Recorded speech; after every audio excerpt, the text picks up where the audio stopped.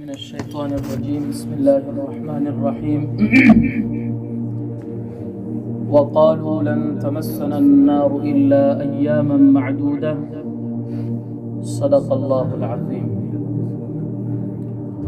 معزز السامعين، هذا سورة البقرة اتيایم نمبر آیت الہ العالمین فرمائی وقالوا وایدا یهودیان لن تمسنا النار هرگز با ونرسی منتهور الا ایاما معدوده مگر یوسو رزی شمار کړی شوی. قل یا محمد صلی الله علیه وسلم فورت هوایا اتخذتم عند الله عهدا ایا اخذت تاسو د الله رب العزتنا یو وعده کما وعدم د باری تعالی نه اخذت فلن يخلف الله عهده بس هرگز مخالفت نکوي الله رب العزت د خپل وعده. ام تقولون آیا بلکې تاسو وایي علی الله بالله تعالی باندې ما هغه صدا تعلمون چې تاسو به نه پوهیږئ. بلا ولنا او من کسبا سوق چې کسبو کې سیئه د شرک واحاطت او احاطو کې به بدی سرا پد باندې خطیئته اغه شرک ددا او یا خطیئه ددا فاولئک بزدغ کسان اصحاب النار ملګری د جهنم دی هم فيها خالدون دوی با پدی کې همیشه وي.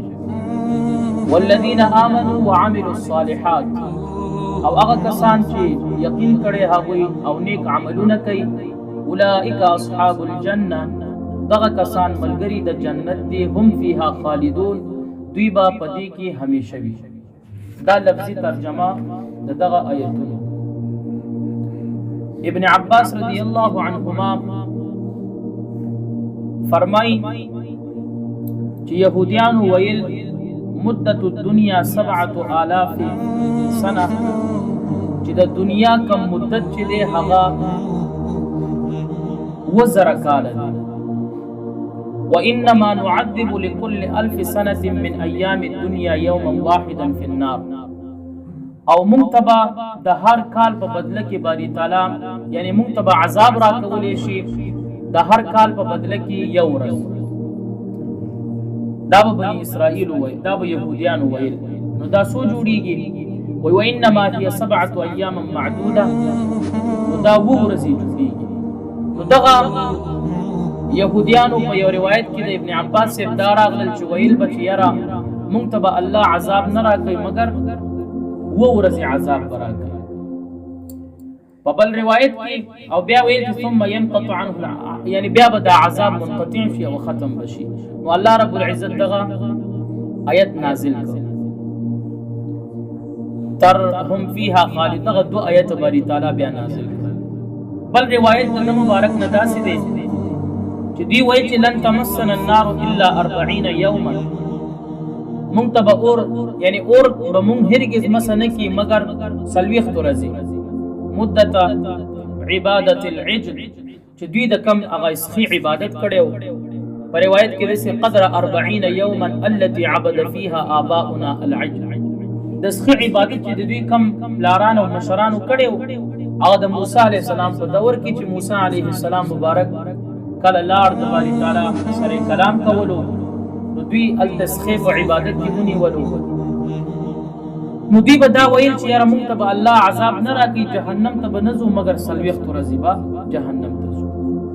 نو الہ العالمین دا آیت نازل کړ چې یا رسول الله صلی الله علیه وسلم ته ورته ووایې چې دغه وعده تاسو سره چا کړې تاسو څنګه د باري تعالی نه دا وعده اخیستې. لکه امام مجاهد سے فرمای چې موثقا من الله بذلك انه كما تقولون تاسو دغه خبره کوي په دې باندې تاسو وایي چې یاره موږ ته حقوق حاصل دي دا خبره درته چا کړې تاسو سره الله وعده کړې ده. نو الہ فرمایي چې بلکې تاسو د الله رب العزت په ذات باندې هغه سوای چې خپل هم نه پوهیږئ. رسول الله مبارک موجود دی تاسو ولې په دې باندې ایمان نه راوړئ. اصل سیز خدا دې چې تاسو د رسول الله مبارک خبره ومنئ. تاسو ولې دین خلاف کوئ؟ نو الہ العالمین بیا په دې بل آیت کې فرمایل چې څوک کسب د شرک کوي، څوک چې شرک کوي، نو الله تبارک وتعالى دا شرک ان الله لا يغفر ان يشرك به ويغفر ما دون ذلك لمن يشاء. الہ العالمین شرک نه بخي، شرک نه ما سوا باری تعالی بخي. اوس دغه سیئاتنا تفاسیر و بعضو کفر بعضو ترنه شرک اخسته دي، خو لیکن چې څوک شرک کوي دا خو حتمی فیصله ده چې دی به جهنم ته ځي. دا ګناه کبیره چې څوک کوي غټه ګناه دی به جهنم ته ځي، او کنه اهل سنت والجماعه عقیده دا ده چې دی به جهنم ته کباری تعالی خو خوش ورته معافي کوي، خو دی به ګناه کبیره سره همیشه په جهنم کې نه وځي چې چا غټه ګناه کړي. کفر شو، شرک شو، او په دې سره انسان جهنم ته رسي. نو الله رب العزت دې موږ د جهنم نه وساتي. الہ العالمین بیا په دې بل آیت کې فرمایي چې هغه کسان چې هغوی تصدیق کړي دي د الله په ذات او د رسول الله مبارک په ذات او قرآن عظیم الشان تسلیم کړي دي، الہ فرمایي نیک اعمال کړي. مخکې د چا بحث د کافرانو چې هغوی به په دغه شرک سره په دغه کفر سره زما او ستا آقا نه منلو سره دوی به همیشه په جهنم کې اوسېږي. او ابن عباس سے فرمائی چې دائمون فیها ولا يموتون فیها ولا یخرجون، ان دی به همیشه یې بدی کې او مړ کېږي به نه، همیشه به دې ته عذاب ورکولی شي او اوځي به نه دی. داسې به هم څوک نه وي چې دوی بیا وباسي، ځکه چې دوی په مخ د ځمکه کې زما او ستا د آقا فرمان نه د هغې ذات یې نه ومنلې. پاتې شو هغه کسان چې څوک د الله په ذات ایمان راوړي او د رسول الله مبارک تصدیق کوي او د قرآن عظیم الشان تصدیق کوي. الہ فرمایي چې دغه کسان همیشه به جنت کې به وي، همیشه به دوی په جنت کې به وي او اوسېږي به هلته. دائمون فیها ولا یموتون فیها، دوی به نه مړ کېږي او نه به بیا هلته نه وځي جنت ته. والله دې موږ ټول جنتیان کې به اللهم وفقنا لما تحب وترضى من القول والفعل والعمل والنية.